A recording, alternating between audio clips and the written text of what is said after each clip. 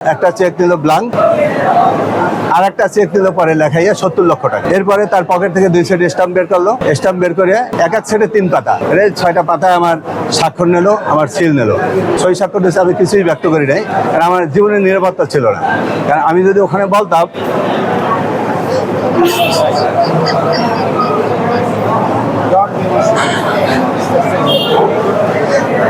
তারা হয়তো আমাকে বক করতো।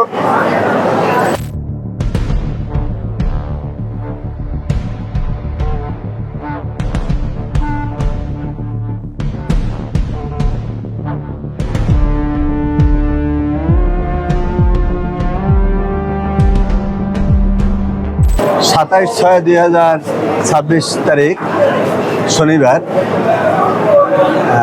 সন্ধ্যা 7:30টার পরে আমি 7:30টায় অফিসে ঢুকছি। 7:35 কি 37 হবে। সেই সময় একদল চাঁদাবাজ সন্ত্রাসী আমার রুমে ঢোকে। আমার রুমে আমার 2জন মেহমান বসা ছিলেন, আমার ব্যবসায়িক ব্যাপারে আলোচনা করার জন্য আসছেন। ওনাদেরকে জোরপূর্বক রুম থেকে বের করে দেয়। ওনাদেরকে বের করে দেওয়ার পরে তারা আসছে 20-25 জন, আমার রুমে ঢুকছে 3-4 জন, বাকিগুলো রুমের বাইরে রয়েছে। আমার পিয়নের মোবাইল নিয়ে গেছে এবং পিয়নকে আটকাই রাখছে। আর রুমে ঢুকে আমাকে হঠাৎ করে আক্রমণ, আমাকে মারধর শুরু করছে। মারধর শুরুর তার একটা নতুন কৌশল হলো, সে আমার অন্ডকোষ এমনভাবে চেপে ধরছে যে আমার শ্বাসরোধ হয়ে যাওয়া, মারা যাওয়ার উপক্রম হয়েছে। এরপর আমাকে চেয়ার থেকে ফেলে দেয়, আমাকে নিচে ফেলাই আমার বুকে পাড়া দিয়ে ধরে, গলা পাড়া দিয়ে ধরে, আমাকে হত্যার চেষ্টা করে এবং বলে যে সে আমাদেরকে চেক দে। চেক দেবো কেন? যাই হোক, আমি তো ওই অবস্থায় তো জীবন বাঁচানো আমি বড় মনে করছি, যার জন্য আমি আমার ড্রয়ার থেকে চেক বললাম যে আমাকে ছাড়ো, আমি চেক তো বের করতে হবে, তারপর তো যখন চেক দেবো। তারপরে ছাড়লো, আমার পিয়ন এসে আমাকে ধরিয়ে উঠাইলো। উঠাবার পরে আমি ড্রয়ার থেকে চেক বের করলাম, বের করিয়া করার পরে সে প্রথম একটা চেক নিল ব্লাঙ্ক, আর একটা চেক নিল পরে লেখাইয়া 70 লক্ষ টাকা। এরপরে তার পকেট থেকে 2 সেট স্টাম্প বের করলো। স্টাম্প বের করে এক সেটে 3 পাতা, 6টা পাতায় আমার স্বাক্ষর নিল, আমার সিল নিল। নিয়ে আমাকে বললো যে এখন আমাদের সাথে থানায় যাবি, যে সালিশ বানবি, যে আমি তোর কাছে টাকা পাই, সালিশ হবে থানার মাধ্যমে এবং আমার কাছে ডকুমেন্ট আছে, থানায় বসে সালিশ হইবে। আমি এক পর্যায়ে প্রথমে আমি থানায় দ্বিমত প্রকাশ করি যে যা হওয়ার হয়ে গেছে, যদি তোমার কোনো কথা থাকে বলো, আমি দেখি কি করতে পারি। না, তোর থানায় যেতে হবে। ওইদিকে তারা ফোনে হয়তো কারোর সাথে যোগাযোগ করতেছিল, তাদের একজনে, সে আবার বলতে না ভাই বলছে থানায় নিয়ে যেতে। এরপর আমাকে থানায় নিয়ে গেল। থানায় নিয়ে ওসি সাহেব ছিলেন না, ওসি তদন্তে ডুবে বসছি। বসার পরে উনি বললো যে আমি এর কাছে টাকা পয়সা পাই, আমরা থানার মাধ্যমে সালিশি করতে চাই। তো ওসি তদন্ত বললো যে আমার কাছে তো কোনো অভিযোগ নাই, অভিযোগ ছাড়া আমি আপনার সালিশি করবো।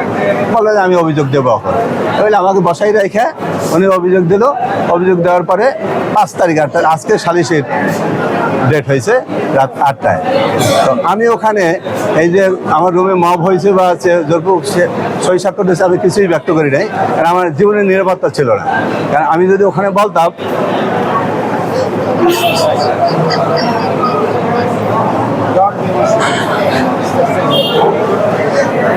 তারা হয়তো আমাকে বক করতো, সেই ভয় আমি ওখানে কিছু বলি নাই। পরে ওই সালিশ পাইনে থানা থেকে চলে আসছি। চলে আসার পরে আমি 3-4 দিন একেবারে বিমর সমস্যায় ছিলাম। এমন ঘটনা দেখার জন্য আমি কাউকে জানাইতে পারতেছি, ভয় পাইতেছিলাম। সর্বশেষ আমার বড় ভাই আত্মীয়, আমি তার শরণাবদ্ধ হই। সে বললো যে সালিশ যাই হোক, তুমি যেহেতু চেকতেছে স্টাফ নেছে, তুমি আগে মামলায় যাও। পরে আমি কোর্টে মামলা করি গত বৃহস্পতিবার। যেহেতু তারা আমার কাছে এটা চাঁদা আমার কাছে তার কোনো লেনদেন নেই। সে আমার ব্যবসার সাথে ছিল ঠিকই, তো সেটা 3 বছর আগে তার সাথে আমার লেনদেন ক্লিয়ার হয়ে গেছে। তো সে 1 কোটি টাকা দাবি করে আসতেছিল বেশ কিছুদিন যাবত। তো সেদিন 70 লাখ টাকার চেক দিল আর ব্লাঙ্ক চেক দিল। তো পরে আমি চাঁদা বৃহস্পতিবার মামলা দায়ের করছি। মামলা দায়ের করার পরে ভিডিও ফুটেজ আছে, আমার রুমে সিসি ক্যামেরা আছে। এই সিসি ক্যামেরায় সব কিছু উঠে আছে। এটা হয়তো ওরা আজ করতে পারেনি, আমার কপাল ভালো, আল্লাহর রহমত। আমি সেটা কোর্টে প্রডিউস করছি। কোর্টে প্রডিউস করার পরে এফআইআর এর জন্য আদেশ হয়েছে। এরপরে আমি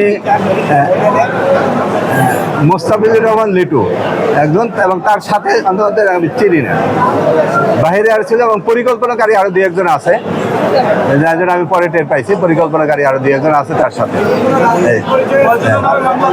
হ্যাঁ হ্যাঁ, আমি 3 জনের নাম দিয়েছি।